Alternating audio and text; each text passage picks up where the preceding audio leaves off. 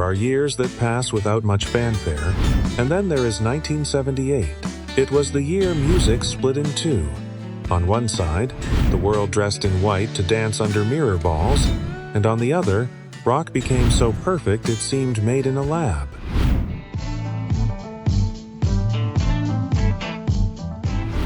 But what few people know is that many of those anthems that are a staple at every party today were born from desperation, from movies no one wanted to film, or from bands that were on the verge of breaking up. Today, we are going to travel to that last great summer of the 70s to understand why these 13 songs stayed living in our memories.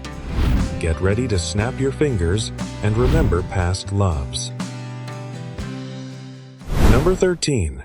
It's a Heartache, Bonnie Tyler. Hit you when it's too late. When this song first played on the radio, half the world thought it was Rod Stewart's new hit. But no, it was a Welsh woman with a raspy and powerful voice coming to sing about heartbreak with unusual force. Bonnie Tyler turned the pain of a breakup into an anthem you could scream along to in the car. Arms break, then he'll let you die. The melody has that perfect mix of country and soft rock that defined the era. The lyrics speak of that moment when you realize love is a fool's game, but she sings it with such conviction that, instead of depressing you, it gives you strength. It was her passport to global fame before the total eclipse arrived.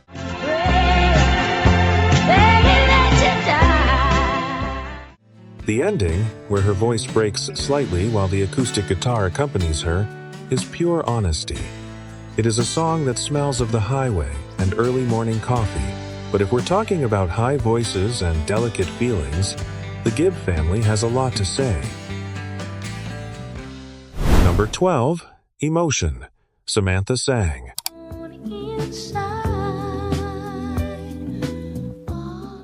Those high notes at the beginning are unmistakable. They carry the Bee Gees' seal of quality. Barry Gibb wrote this song and sings backing vocals, creating an atmosphere of sweetness and melancholy that envelops you. Samantha Sang, with her crystal-clear voice, brought to life the story of someone trying to hide their tears behind a smile.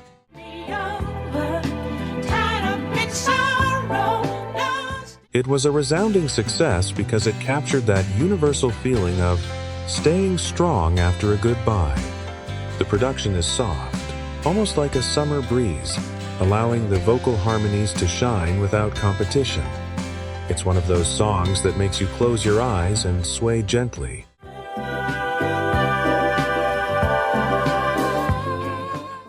The closing, with the backing vocals repeating the title as the music fades out, is like a long sigh, a gem of romantic pop that proved disco music had a heart too. And speaking of the Gibb family, the younger brother was ready to step out of the shadows. Number 11, Shadow Dancing, Andy Gibb.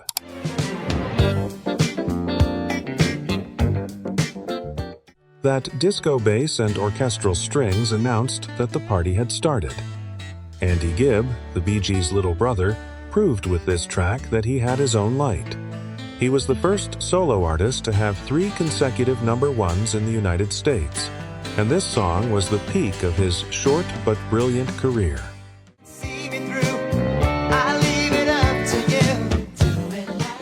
The song has a darker and sexier rhythm than his brother's, almost hypnotic. It speaks of a love that chases you, like a shadow on the dance floor. Andy had a natural charisma that made millions of teenagers fall in love, becoming the definitive poster idol of the late 70s.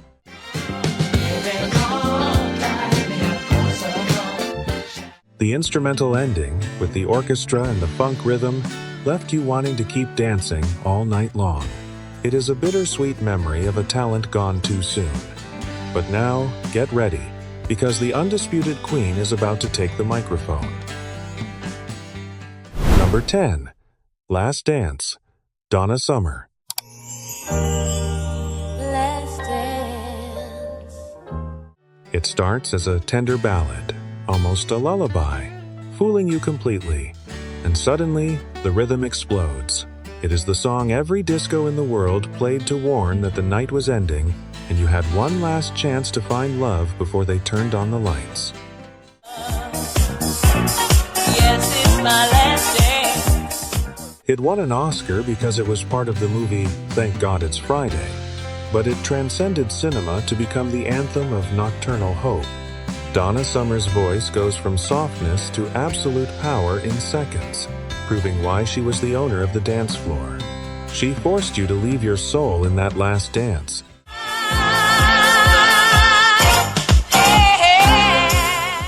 That sustained final note is legendary. It left you exhausted, sweaty, and happy. It was the peak moment of the disco era. But if you were looking for something more intimate and sensual for the ride home, the next spot was the perfect choice. Number 9. Kiss You All Over, Exile.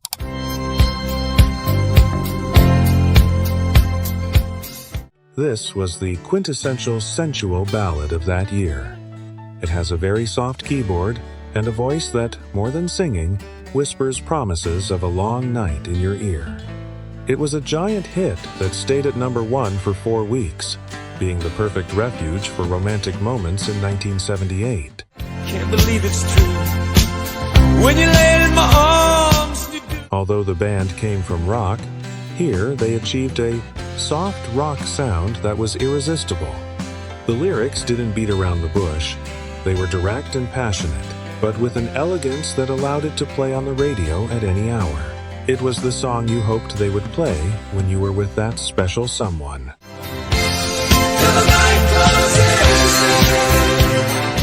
The steady rhythm and the harmonies at the end created a climate of total intimacy. It is one of those songs that, when you listen to it today, brings back memories of perfumes and knowing glances. But now, put on your white suit and practice your walk, because we are going to stroll through New York. Number 8. Stayin' Alive, Bee Gees.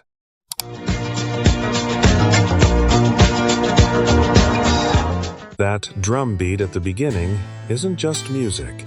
It is the sound of a generation walking with their heads held high. The Bee Gees defined the decade with this song. Barry Gibb's falsetto, the bass line, and the orchestration created a perfect storm that made even grandparents want to dance disco.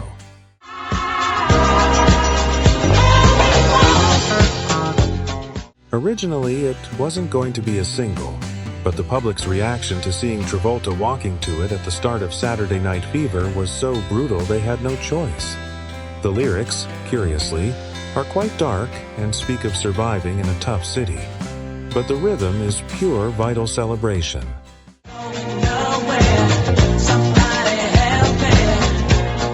The ending, with those shouts and the music that won't stop, makes you feel invincible. It is the anthem of urban survival.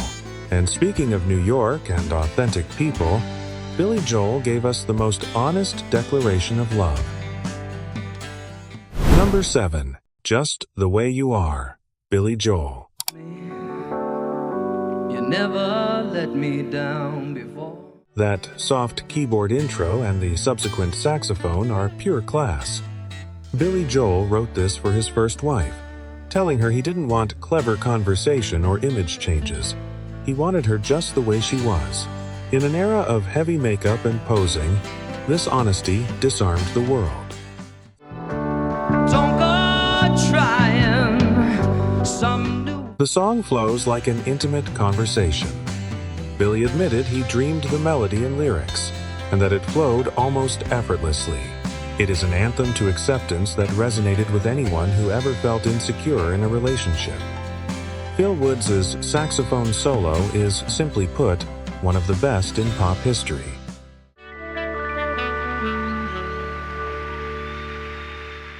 When the song ends, you are left with a sense of peace and gratitude. It is love without filters. But if we're talking about radical transformations and summer romances, we have to go to Rydell High. Number 6. You're the One That I Want, John Travolta and Olivia Newton-John.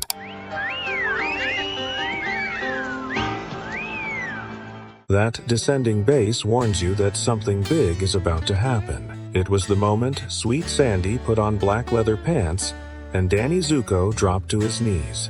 The chemistry between Travolta and Olivia was electric, transcending the screen and the speakers. It wasn't just a movie song, it was a cultural phenomenon. You better shape up. It became one of the best-selling singles of all time. The energy is contagious. It is impossible to listen to it without wanting to sing backup or imitate the choreography. It mixed 50s rock with 70s pop in a masterful way, uniting parents and children on the same dance floor.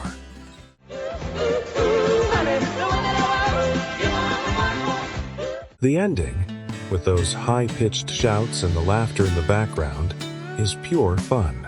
It reminds us of a time when cinema and music went hand in hand to make us happy. But sometimes, love doesn't go well, and you have to apologize with style. Number 5. Baby Come Back, Player.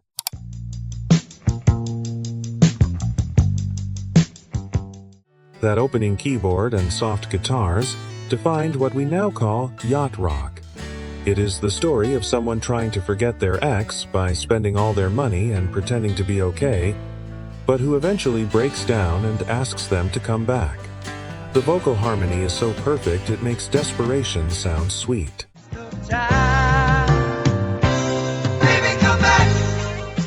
The band managed to capture that clean, sophisticated sound of Los Angeles. It was a #1 hit playing on every radio station, becoming the anthem of the repentant. The phrase, "There ain't nothing for me here without you," was sung in millions of lonely bedrooms.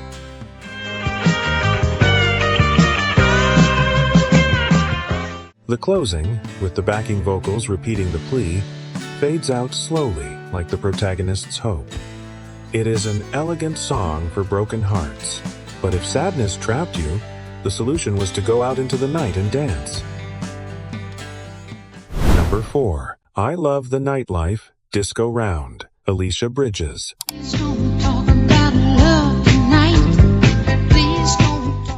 That distinct rhythm and Alicia Bridges' unique nasal voice are unmistakable. I love the nightlife, I got to boogie. It is a declaration of independence. The song speaks of leaving a toxic relationship behind and hitting the dance floor to heal wounds and feel alive again.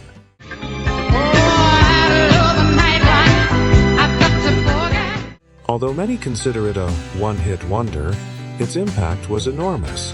It captured the essence of the disco era, dancing as therapy and escape. It had a touch of Southern soul that differentiated it from European productions, giving it a more authentic and street flavor.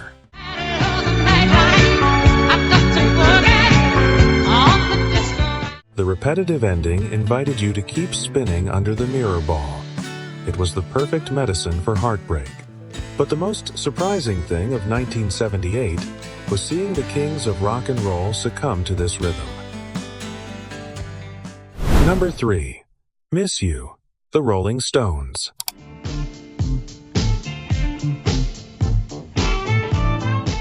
Even the Stones succumb to the rhythm of the times.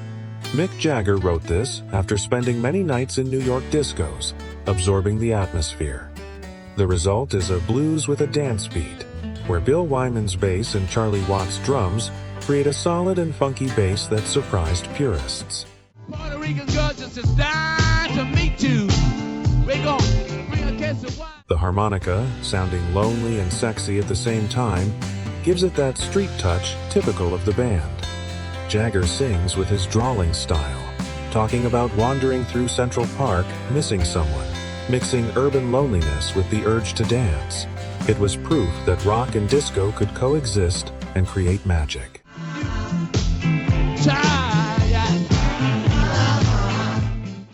The saxophone and backing vocals at the end create a dense, late-night city atmosphere. It is a masterpiece of adaptation. And speaking of adaptations and movies that defined the year, we return to the world of Grease. Number 2. Grease, Frankie Valli.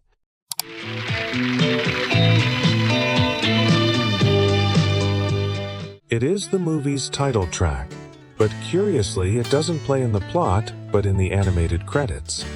It was written by Barry Gibb of the Bee Gees, and that shows in the rhythm, but Frankie Valli's voice gave it that classic touch that united generations. It is the sound of the old meeting the new.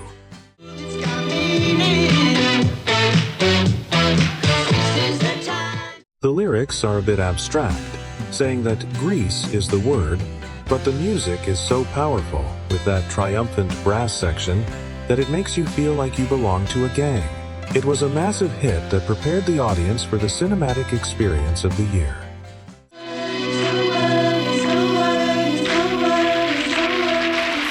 The abrupt ending leaves you with energy at the max. It is a song that smells of summer and eternal youth. But for number one, we need elegance, a waltz, and the voice of a master. Number 1. 3 Times a Lady, Commodores. For the times that you've given. Lionel Richie wrote this gem inspired by a toast his father made to his mother on their anniversary. It is a waltz, a 3 to 4 time rhythm that was extremely rare for a funk and soul band, but it worked wonders. It is the definitive love dedication. You're once, twice, 3 times a lady.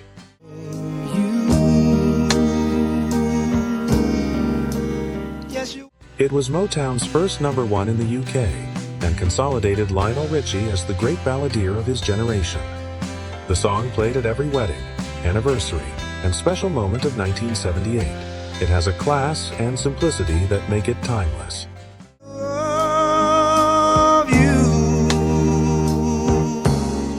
The orchestral ending and Lionel's soft voice close this journey with a golden brooch.